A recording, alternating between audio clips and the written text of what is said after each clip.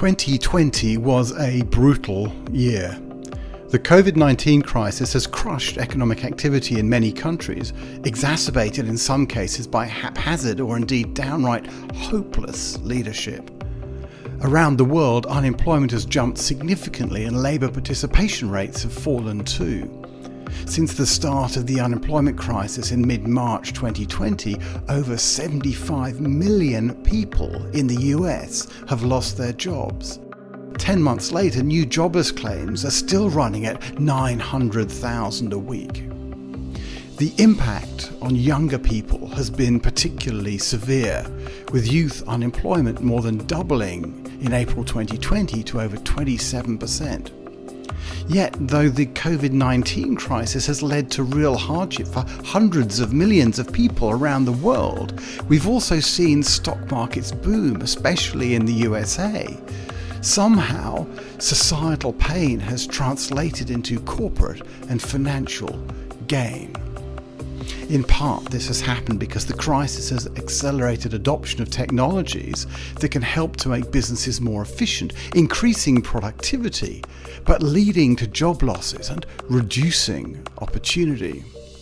With the COVID crisis still raging unchecked in many countries and deaths hitting new peaks in Europe and the UK and USA, the immediate challenge for governments is to deploy the new vaccines as quickly and efficiently as possible. In parallel, urgent action is also needed to support rebuilding of the economy. These near-term challenges present both a severe test to national and regional leaders, but also a huge opportunity. As governments, companies, investors and philanthropists deploy capital to support rebuilding, there are many opportunities to build back better. Now, we've heard this phrase, build back better, a lot from political leaders over the last few months. But what does it really mean? Is this just a convenient soundbite? Or is it something more? We launched the Green Jobs Report in April 2020 as part of a wider initiative to measure and track economic activity and job creation that can help to create a more resilient economy and indeed a fairer society. So calling these green jobs is a bit of a misnomer because they don't just involve things that are good for the environment. As we've learned from our economic analysis and from our guests, taking action on environmental, social and governance issues does not have to come at a cost. Indeed, done the right way, improved ESG performance can help drive greater business efficiency, reduce risks, improve relationships with stakeholders, and support growth. This makes for good business, good economics and good politics, and the payback periods are surprisingly short. To bring all this to life at a regional level, this month we're going to take a deeper look at the initiatives being driven by ReImagine Appalachia and opportunities to reimagine a 21st century economy in the Ohio Valley that is good for workers, good for communities and good for the environment. And I'm sure we'll see that this is good for business and good for the economy too.